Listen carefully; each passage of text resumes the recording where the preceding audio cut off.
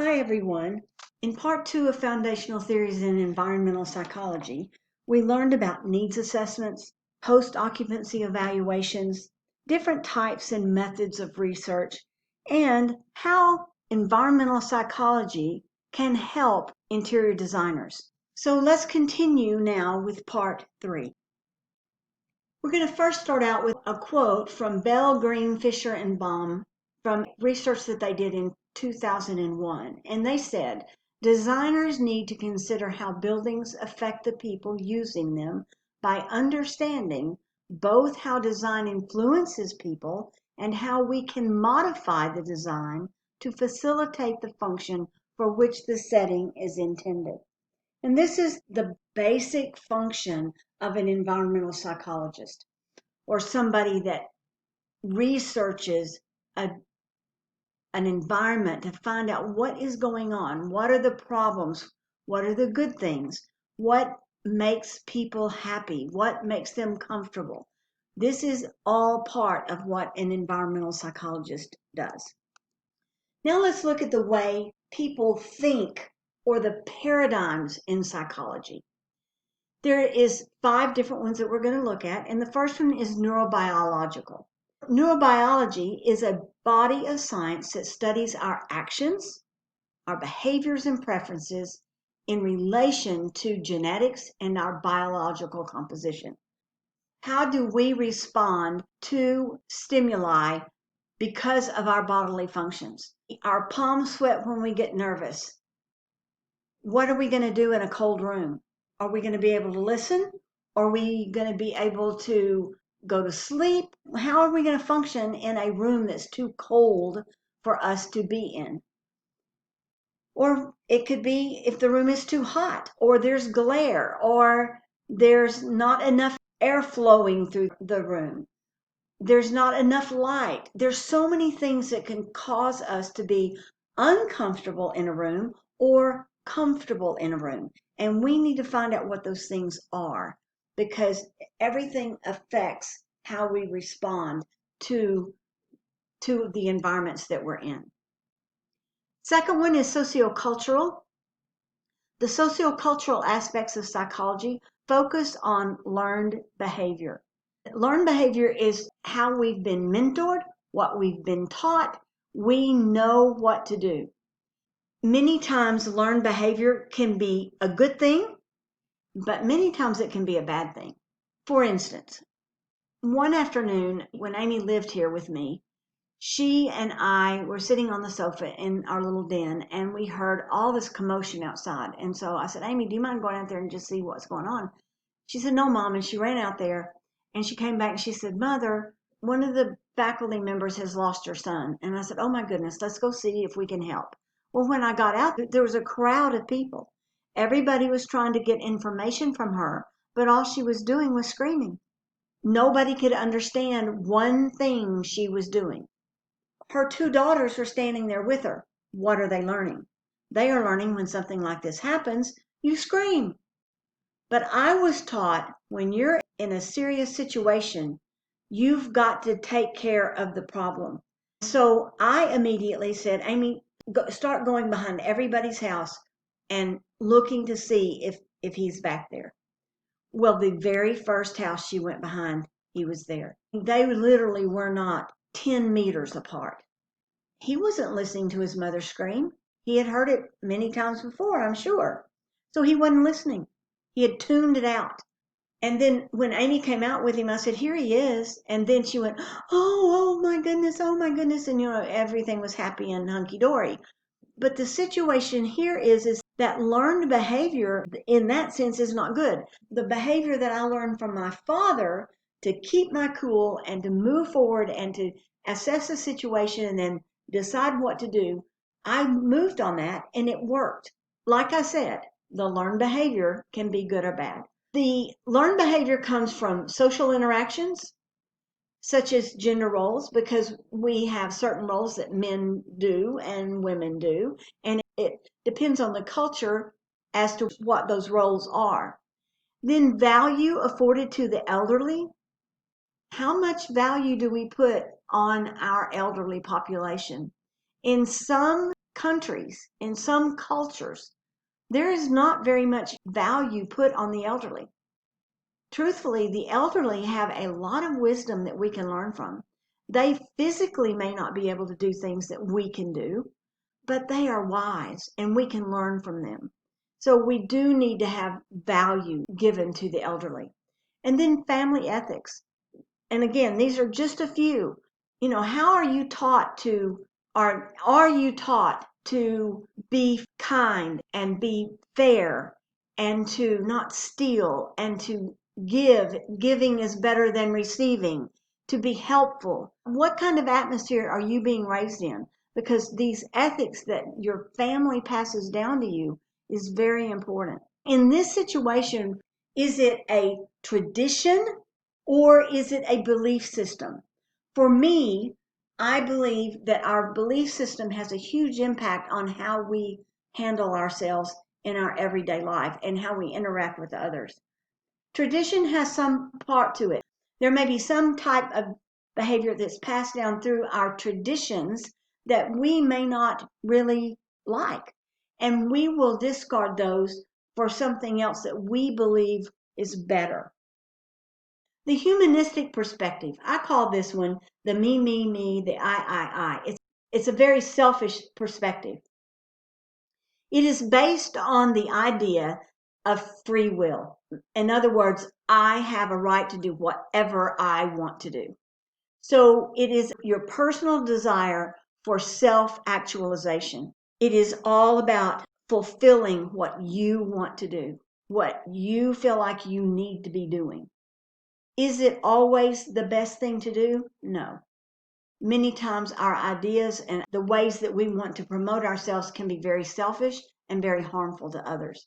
So I call this the me, the I, the very selfish perspective. Humanistic perspective. The cognitive perspective is all about how we think, we perceive, we memorize, we learn, and we decide. This develops as a result of the relationship that organisms have with their environments.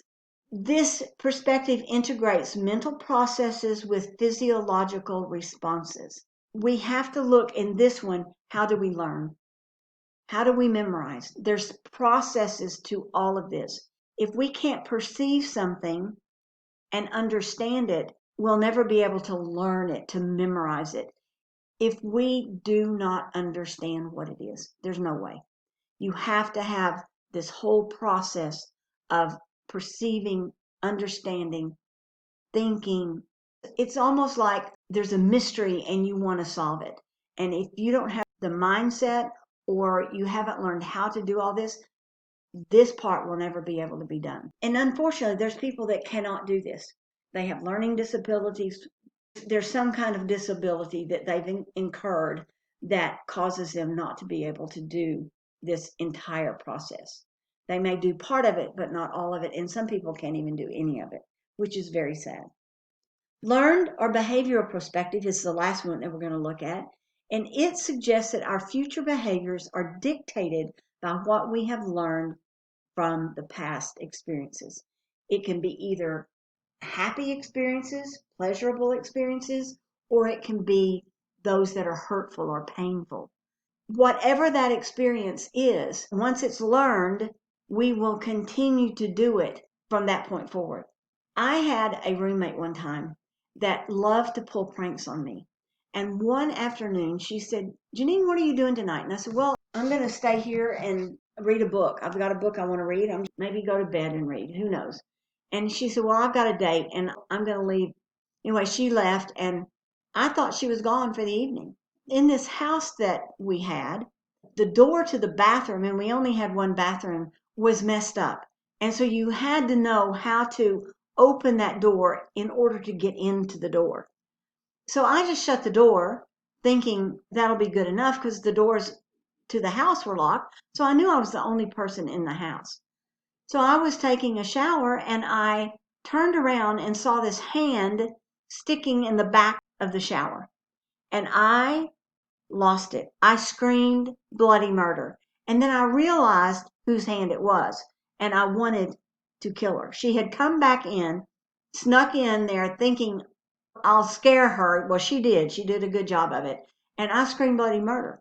Well, to this day, when somebody scares me, guess what I do? I scream bloody murder. These learned behaviors stay with you until something changes it. Any behavior will stay with you like that until something changes it. There's a paradigm shift, is what we call it. These are our 5 different paradigms in environmental psychology that we're going to continue to look at as we go further into this chapter. Environmental modification. Modification is when we modify something, we change something in order for it to become better. Sometimes we can change it and it becomes worse.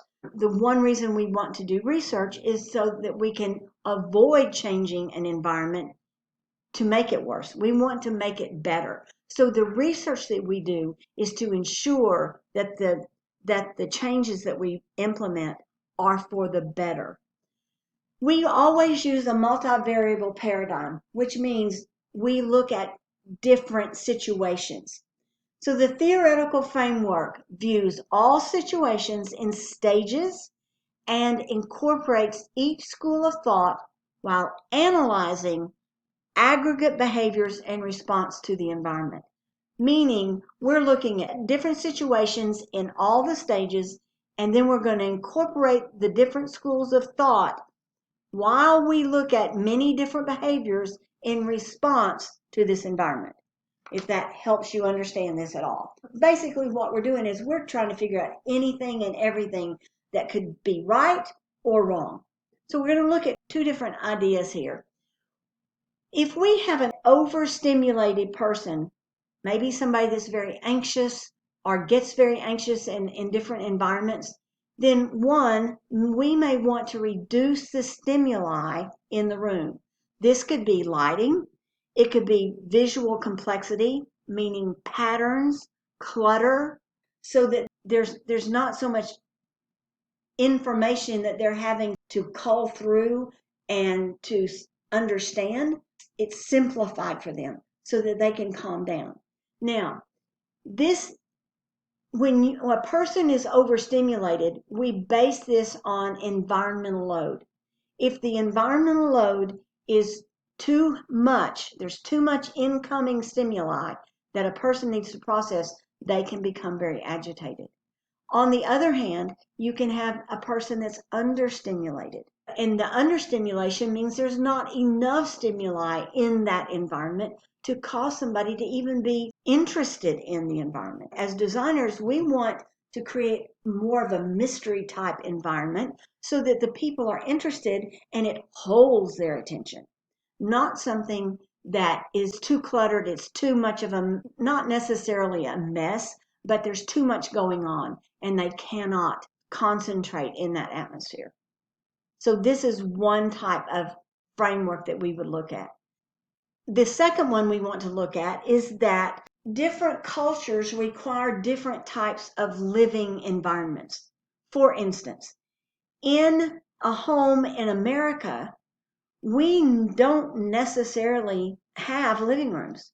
We may have a large den or one living space, but we're not going to have, like you do here, a male majlis and then the female living area. We're not going to do that. We have one space. Men and women sit together, they converse together, they sit and eat together, even company. It's not like you do here, where there's a separation of the male and female with people that are not family. There's a difference, and it depends on the culture. It also depends on the tradition. And again, for me, this is all has to do with your belief systems.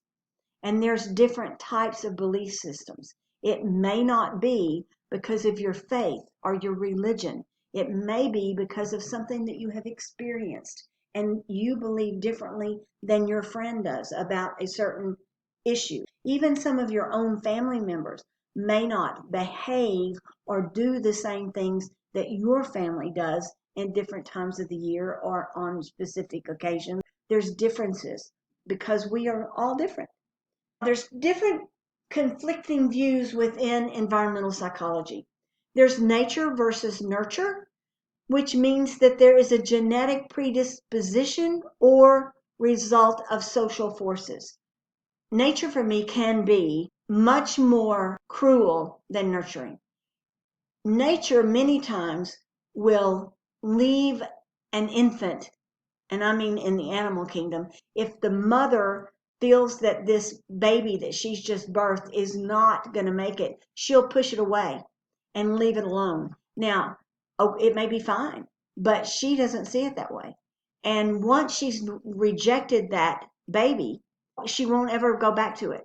So if there's not a human there to pick it up and nurse it and to feed it, the baby will die.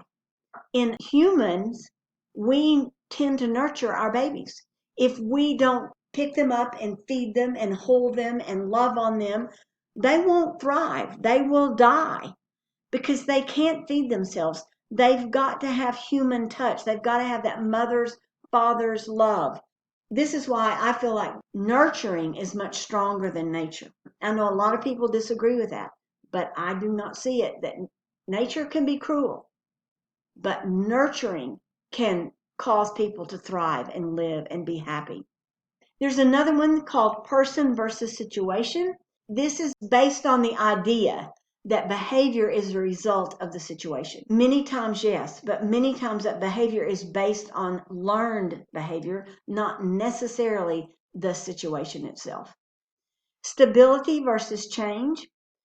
This one basically says that our behavior is stable throughout generations.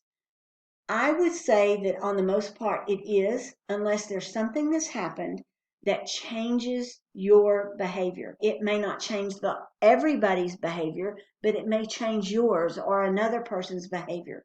Your behavior will be the same until something happens to cause it to change. Diversity versus universality. This one basically says that people are different and yet the same, and we are. We all have different personalities.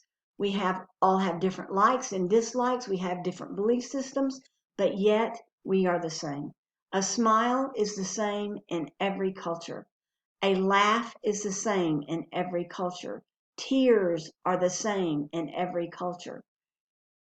Our bodily systems and functions need food and air and water in order for us to survive. So we're different, but yet the same. Mind versus body. Our behavior is based on psychological and or biological issues. Sometimes we can think about things and our mind many times is a lot stronger than our body. We may be totally exhausted, but in our mind we can push through and get it done and our body will follow. I've even heard of one man that was told that the room that he was in was 20 degrees below zero and he froze to death and the room was not that cold. That is mind over body. So our behavior can either be psychological or biological or a mixture of the two. The history of environmental factors within psychology. This is basically an early look at the research that was done in environmental psychology. At that point in time, it was not called environmental psychology.